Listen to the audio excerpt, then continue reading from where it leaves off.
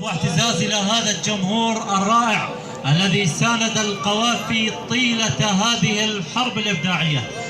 الآن المنصة لشاعر مهم آخر، شاعر جاءنا من بغداد الحب والسلام، شاعر طالما رفد النصوص بأبياته وإبداعاته تغنت له وأنشدت له الكثير من النصوص الرائعات.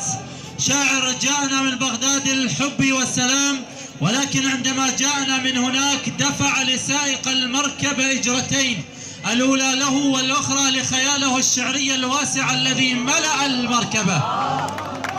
يا أيها الشعراء والذائقة لا محالي، أنتم والرائع عباس الموالي بالتصفيق الحار أيها الأحبة.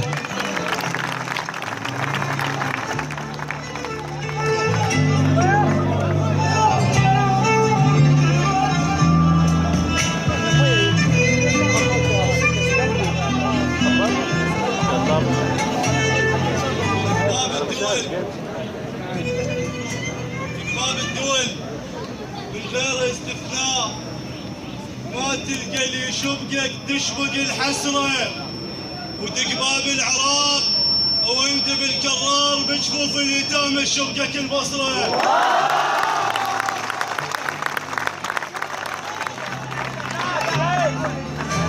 كي لا اطيل على حقيقة انتم كلكم اهل غيره.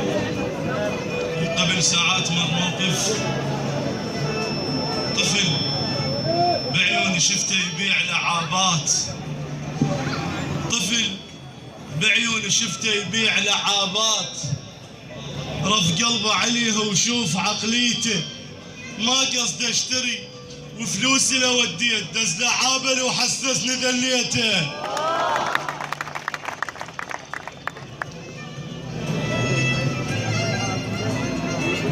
الميت حقيقة يشرفني أن أقف أمام عاصفة من الإبداع وخدمة الحسين والشعراء والمبدعين، وأقول السلام عليكم ورحمة الله وبركاته.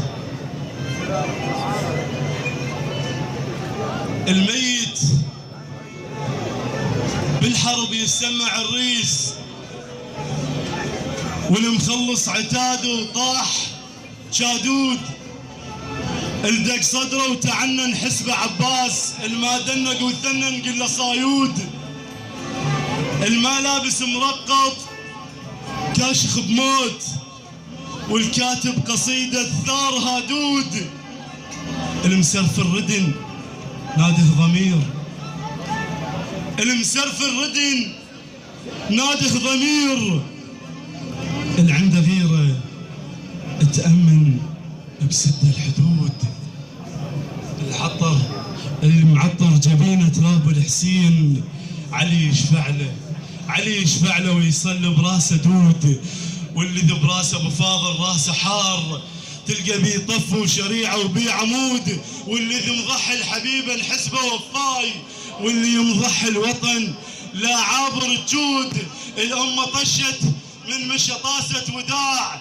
بلا نصر تعني ولا اريدك تعود، هو المقاتل دواعش هادم اصنام، يعني المحفز شهيد وياه معدود، ابن البصره زلمه او تارس العين، ابن البصره زلمه او تارس العين، الى حزنانه حتى هدومنا السود، الى بكل وقت الى بكل يوم كون يصير تشييع، وتشيل السواتر موش الزنود، إلى بكل يوم كون يصير تشييع، وتشيل السواتر موش الزنود، وإلى مأتم يصير شما بعد قاع، ويجي السياب يقرأ وحمزة رادود.